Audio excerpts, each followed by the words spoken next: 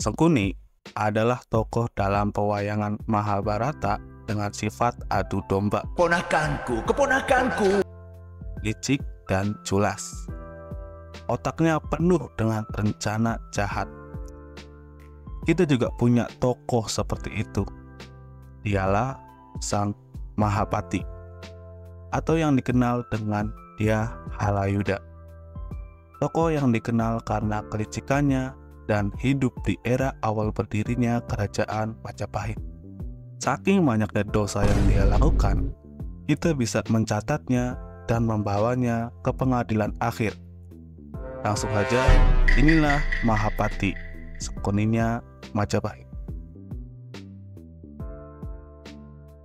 Pada era awal berdirinya Majapahit yang didirikan oleh Dyah Wijaya, yaitu pada tahun 1293, setelah berhasil menumpas Jayakatwang dan mengusir pasukan Tartar, Dyah Wijaya menunjuk Nambi sebagai Rakyan Patih. Ya, Rakyan Patih itu setara Perdana Menteri. Kid, you're an Avenger now. Di sisi lain, Ranggalawe, Lembu Sora, dan lainnya adalah orang-orang yang sangat berjasa saat membantu Dyah Wijaya dalam menaklukkan Jayakatwang. Dalam pandangan Ranggalawe, yang paling berjasa dalam masa-masa perjuangan adalah Lembu Sora, sehingga menurutnya yang seharusnya menjabat sebagai Rakyan Patih adalah Lembu Sora, bukan Nambi.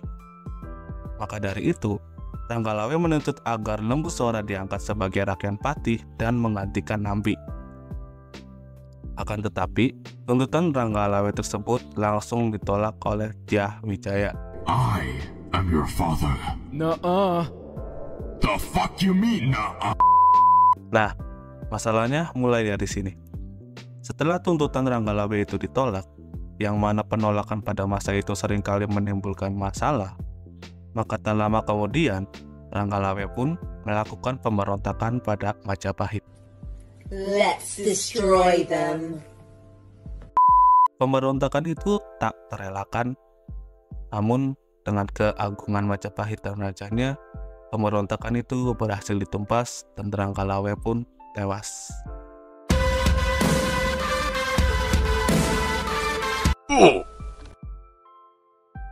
Lalu apa hubungan antara pemberontakan Ranggalawe dengan dosa Mahapati?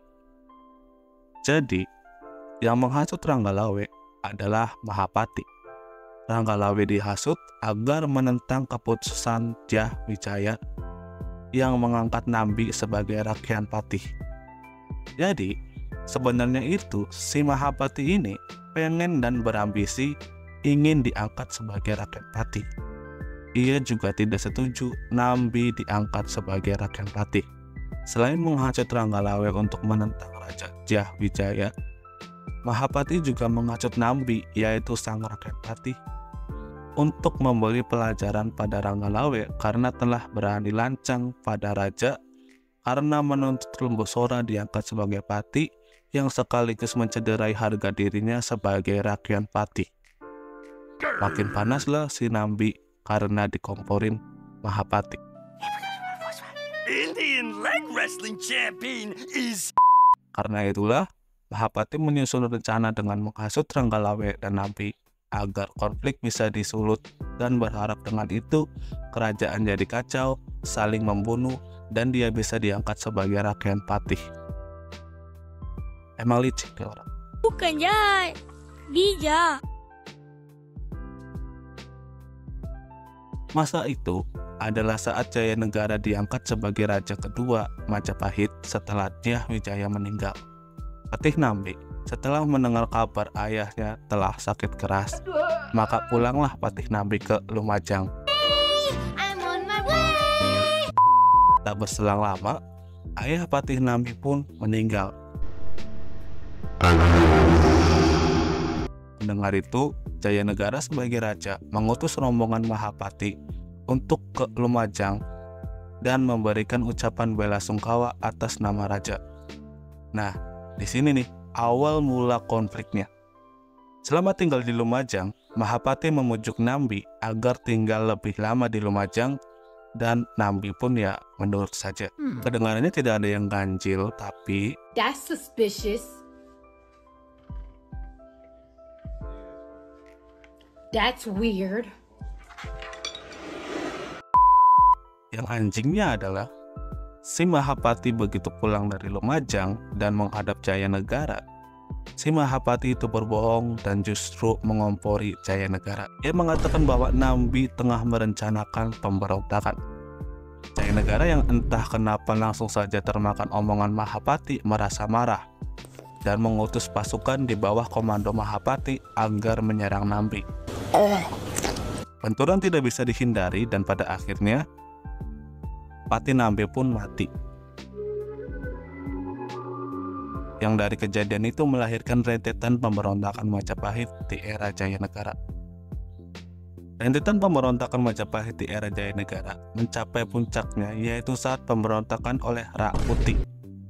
Pemberontakan Rakuti adalah yang paling parah dikarenakan Rakuti sempat menduduki istana pemerintahan dan Jayanegara pun harus kabur dari istana.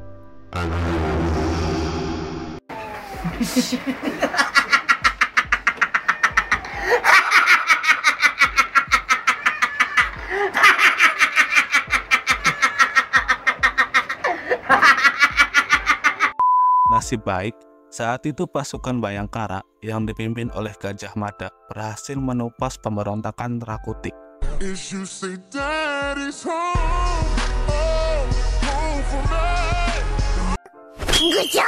Setelah pemberontakan Rakuti berhasil ditumpas oleh Gajah Mada yang saat itu masih memimpin pasukan Bayangkara, Gajah Mada lalu membunuh Mahapati karena kelicikan Mahapati pada akhirnya terbongkar. Dan akhirnya dia pun tewas. Time has come.